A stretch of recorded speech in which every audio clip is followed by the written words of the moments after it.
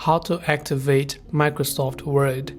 If you want to activate Microsoft Word, open up the Microsoft Word app on your Mac or on your Windows. Once you've done that, just click on the Activate button or the key icon from the bottom left of the Microsoft homepage. It will give you this pop-up here which says Start your free Microsoft 365 trial.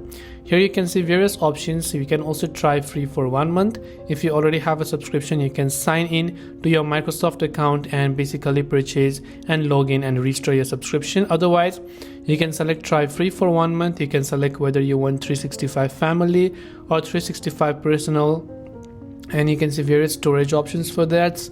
And then you can just click on the sign in to purchase button, and you can go about entering your email or whatever you have and logging in to activate your Word subscription. So I hope this video helped you out. If you have any questions, feel free to leave them down. Thanks for watching and see you in the next video.